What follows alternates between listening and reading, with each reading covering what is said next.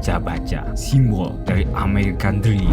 Pria yang membangun kerajaannya di atas fondasi kerja keras dan disiplin besi. Tapi di sebuah puncak gunung di Pennsylvania, jauh dari asap pabrik miliknya, Carnegie membangun suatu yang lain, sebuah surga tersembunyi, The South Fork Fishing and Hunting Club. Itu adalah taman bermain bagi orang-orang terkaya di Amerika, tempat di mana hukum negara tidak berlaku dan peringatan para insinyur dianggap sebagai gangguan.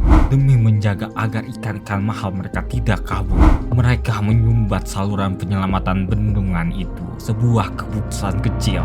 Pada tanggal 31 Mei 1889, tagihan atas kesombongan itu jatuh tempo. 20 juta ton air dilepaskan, menghapuskan kota Johnstown dari peta, membunuh 2.200 orang dalam hitungan menit. Carnegie mungkin membangun perpustakaan dengan uang, tapi fondasi warisannya selamanya basah oleh darah.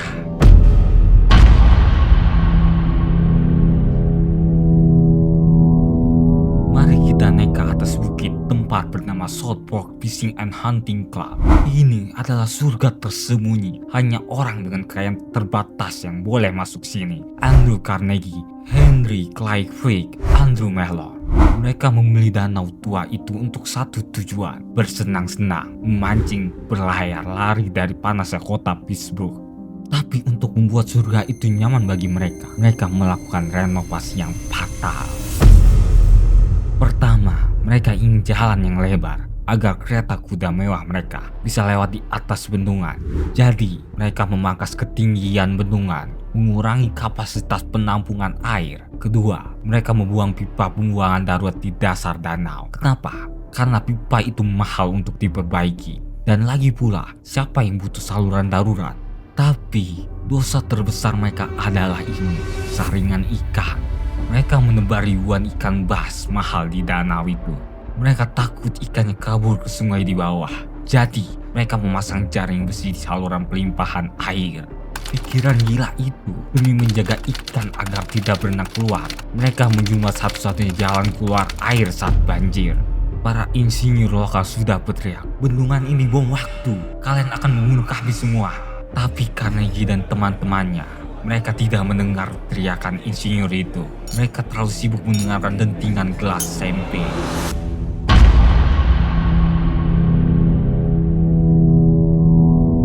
Kembali tanggal 31 Mei, air naik, saringan besi tertutup sampah, daun, dan lumpur.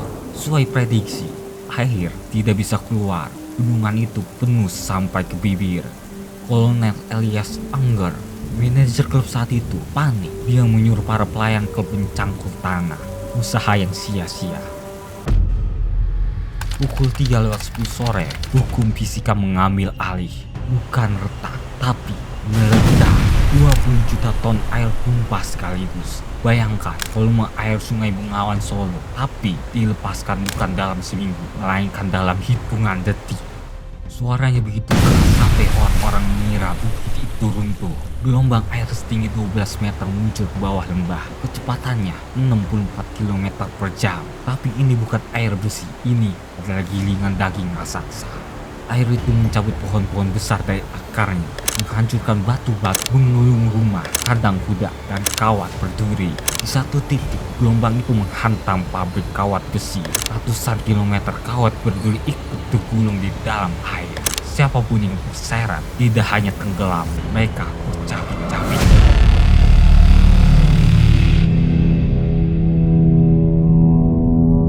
Penduduk Johnstown hanya punya waktu kurang dari 10 menit. Setelah mendengar suara gemuruh, banyak yang tidak sempat lari. Seorang operator telegraf bernama Hetty Ogle tetap duduk di mejanya, mengirim pesan peringatan terakhir. "Ini adalah pesan terakhirku sebelum air menelan kantornya." Kota itu rata dengan tanah.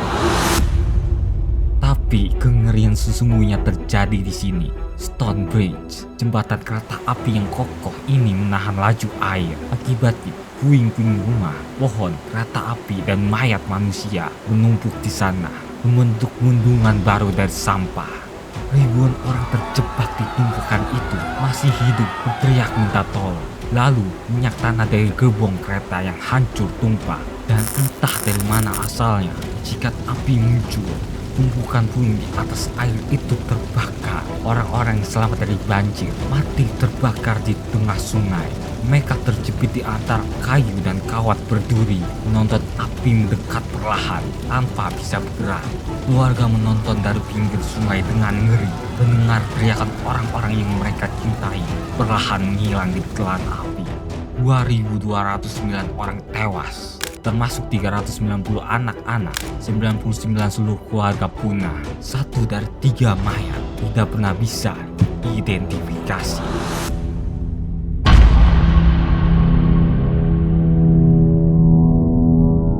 Berita ini mengguncang dunia. Amerika marah. Semua orang tahu siapa pemilik bendungan itu. Semua orang tahu tentang saringan ikan itu, tentang pipa yang dibuang. Warga Johnson menuntut keadilan. Mereka menggugat South Fork Fishing and Hunting Club. Tapi lawan mereka adalah orang-orang terkaya di planet bumi. Pengacara klub menggunakan argumen hukum yang licik. Mereka menyebut bencana ini sebagai act of God, takdir Tuhan, bencana alam yang tidak bisa dicegah. Hasilnya, klub itu tidak membayar 1 sen pun ganti rugi kepada korban. Tidak ada anggota klub yang masuk penjara. Bahkan, tidak ada yang didenda. Andrew Carnegie yang saat itu sedang di Paris merasa sedih. Dia kemudian menjumlahkan uangnya untuk membangun perpustakaan di Johnstown dan sebuah organ gereja baru. Sejarawan menyebutnya filantropi. Tapi bagi warga Johnstown yang kehilangan anak-anak mereka, itu adalah uang darah. Cara orang kaya membeli kembali hati nurani mereka, membangun gedung megah di atas tanah yang mereka hancurkan.